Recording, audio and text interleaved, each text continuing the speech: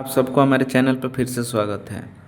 देखिए, RRB group D का answer की आ गया है। आंसर की आने के बाद बहुत सारे यूट्यूबर लोगों का डाटा आ गया है और वे लोग सभी लोग यह अपने अपने माध्यम से बता रहे हैं कि कितने नंबर बनेगा जिससे कि सिलेक्शन बच्चों का हो पाएगा।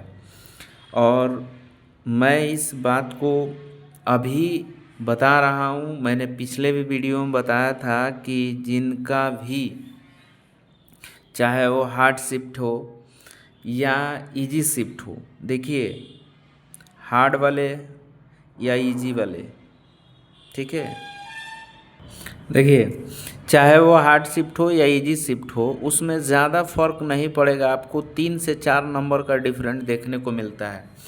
मेरे भाई, बहुत सारे विद्यार्थियों से बात होने के बाद मुझे भी यह डाटा कैलकुलेशन किए हमने इस चीज़ को बता रहा हूँ कि आप इतना जान लीजिए कि बहुत सारे बच्चे जो हैं, आपको बता दें कि मतलब 45 से लेकर के और 50 नंबर ही कर पाए हुए हैं। बहुत सारे एवरेज बच्चे हैं जो इतने कर पाए हुए हैं, एवरेज बच्चे। लेकिन मैं अभी इस चीज़ को बता देता हूँ कि जिनका भी ये जो 45 से 50 नंबर आ रहा है, वे रेलवे में जाने की सपना छोड़ दे, अभी से ही वो छोड़ दे। क्योंकि मेरी बात थोड़ी सी कड़वी लग सकती है, लेकिन ये परफेक्ट है। मैंने पिछले भी वीडियो में बताया था कि जिसका भी मैथ और रीजनिंग जो है ये स्कोरिंग सब्जेक्ट है, जिसका भी मैथ और रीजनिंग एकदम बेस्ट नहीं होगा, जिसका भी एग्ज़ाम हॉल में जाने के बाद से मैथ्स और रीजनिंग वो अच्छे से नहीं बना पाता है, तो वो कभी भी रेलवे में जाने के लिए अपना सपना छोड़ दे। नेक्स्ट वैकेंसी का वो इंतज़ार करे। ये भ्रम में नहीं रहे कि 40 से 45 नंबर का एवरेज दिखाया जा रहा है, यूट्यूबर लोग दिखा रहे हैं और मेरा इतना बन रहा है तो मेरा सिलेक्शन होगा। कभी नहीं होगा। जिसका भी, अभी मैं बता देता हूँ कि जिसका भी भाई का 60 से लेकर के 65 नंबर बन रहे हैं, 60 से 65 नंबर, वो किसी भी जोन में है लगभग, वे अपना उम्मीद मान के चले कि उनका हो सकता है कि फिजिकल के लिए उनको क्वालिफाई किया जाएगा। तो 60 से 65 वाले लोगों को सेफ माना जाएगा। बाकी ये जो 45 से 50 वाले दिखाया जा रहा है, ये कुछ होने वाला नहीं है, किसी का कुछ नहीं होगा, उसका सिलेक्शन नहीं होगा। वो नेक्स्ट वैकेंसी के लिए अपना जो आ गई है वैकेंसी, नई जो वैकेंसी आई हुई है उसके लिए वे तैयार हो जाएं। जो 22,000 प्लस वैकेंसी है उसमें अपना तैयारी शुरू कर ले। अगर तैयारी अभी से वे नहीं करेंगे तो आने वाले समय में इस वैकेंसी से भी वो अपना हाथ धो लेंगे।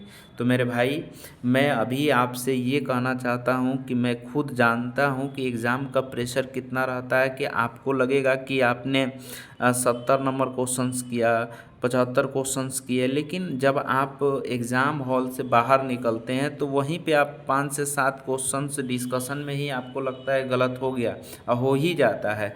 और ऐसे ही होता है जब आंसर की आता तो पता चलता है, तो आपने 70 नंबर 75 नंबर किए तो आपका पता चलता है 40 नंबर आ रहा है, 35 नंबर आ रहा है, ठीक है, उस 55 नंबर आ रहा है। क्या आपको ऐसा लगने से, आपको ऐसे नंबर आने से क्या आप रिजल्ट ले लीजिएगा? कभी नहीं रिजल्ट होगा। और सबसे ज़्यादा स्कोरिंग सब्जेक्ट है, और मैथ्स और रीजनिंग में आप क्या कर पाते हैं? आपको लगता है कि मैथ और रीजनिंग मेरा एवरेज भी है, फिर भी हम क्या कर लेंगे, रिजल्ट ले लेंगे। आपको पता है कि कभी भी जैसे करंट जो होता है, करंट में और साइंस में क्या होता है ना, कि ये थोड़ा बहुत चलता है आगे पीछे जो होता है। सभी बच्चों का जैसे करंट से सवाल आता है तो हाँ, मान लीजिए 10 से 12 सवाल आए करंट का लगभग, इसमें इंक्लूड जीके जीएस भी अगर करके अगर 20 नंबर का जो पूछता रहता है, ठीक है, तो इसमें थोड़ा ऊपर नीचे हो जाता तो ये चलता है। लेकिन आप इतना जानिए कि साइंस का, मैथ्स का, ठीक है, और रीजनिंग का, ये तीनों जो होता है स्कोरिंग सब्जेक्ट होता है। और इन तीनों में स्कोरिंग सब्जेक्ट में अगर आप अपना बेसिक से तैयारी करके और मतलब अपर लेवल तक अगर आप नहीं पहुंचिएगा तो एग्ज़ाम में जाने के बाद से यही मैथ्स और रीजनिंग का आप क्या होपलेस हो जाते हैं। आपके सामने क्वेश्चंस आता है, आप बहुत ज़्यादा क्या होते हैं, मैथ प्रैक्टिस किए ही नहीं रहते हैं। किसी का बैच लेते हैं, 3 महीने में आपको मैथ सिखा दिया जाएगा, 3 महीने में रीजनिंग कंप्लीट कर लिया जाएगा। मेरे भाई,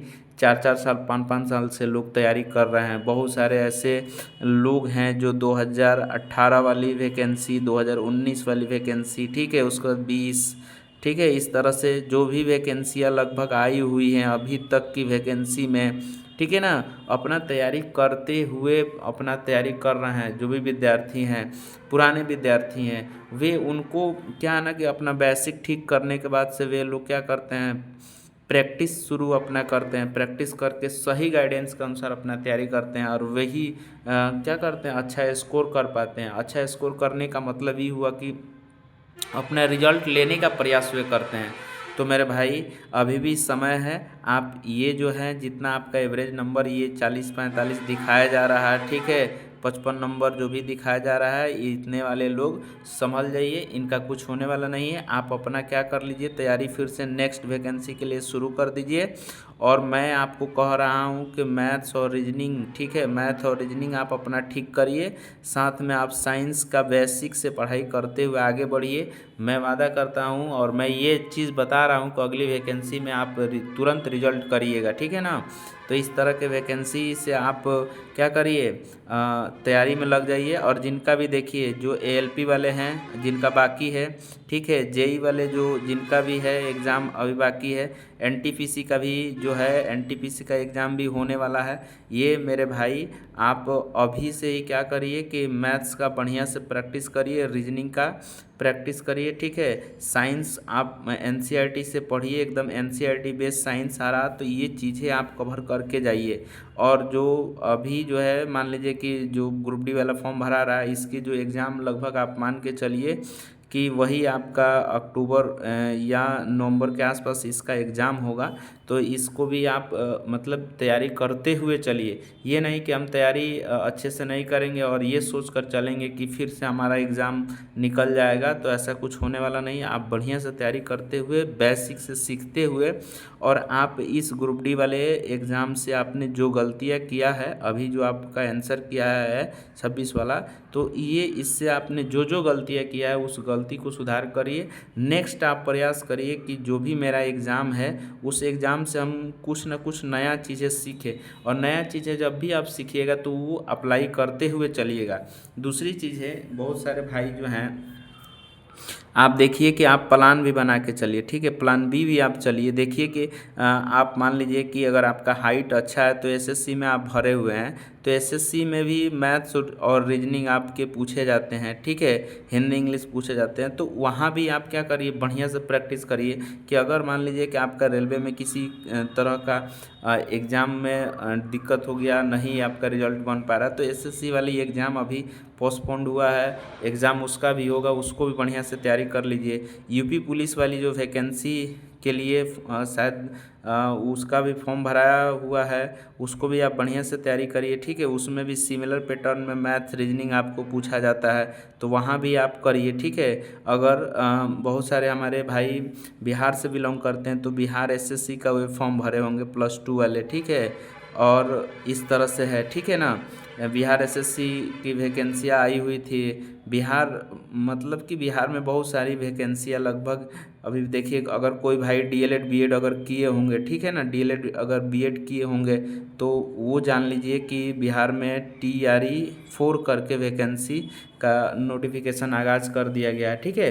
तो इस तरह से सिमिलर अगर मान लीजिए आप तैयारी करते हैं तो प्लान बी भी आपके साथ होना चाहिए, प्लान ले करके चलिए। इससे ये होता है कि अगर मान लीजिए कि एक एग्ज़ाम में आप किसी तरह का मान लीजिए कि आपका एग्ज़ाम अच्छा से नहीं हो पाता है, तो आगे वाले एग्ज़ाम में आप बढ़िया कर पाएँ, इसके लिए प्लान बी बनाया जाता है, ठीक है।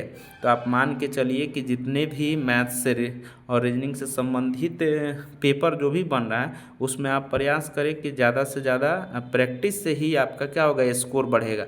स्कोर बढ़ाने के लिए कोई मैथ्स का टीचर, कितना भी बेस्ट टीचर से आप पढ़ लीजिएगा तो ये नहीं हो सकता है कि आपका स्कोर बढ़ जाए। आपको स्कोर बढ़ाने के लिए डेली आप क्या करिए कि 25 से 30 क्वेश्चंस का मैथ का, और उसी तरह से 25 से 30 क्वेश्चन मैथ और रीजनिंग का डेली प्रैक्टिस करिए। और डेली प्रैक्टिस करते हुए एक दिन भी गैप नहीं करिए।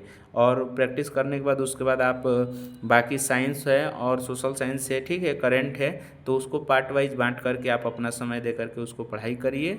और जिनकी भी नेक्स्ट ग्रुप डी है में फॉर्म भरे होंगे, आप निश्चिंत होकर के उस तैयारी में लग जाइए और बढ़िया से तैयारी करिए कि अगली बार आपकी वैकेंसी में रिजल्ट अच्छा हो पाए। और ये 40-45 के फेर में मत पड़िए, तैयारी करिए बढ़िया से कि आपका रिजल्ट हो। जय हिंद।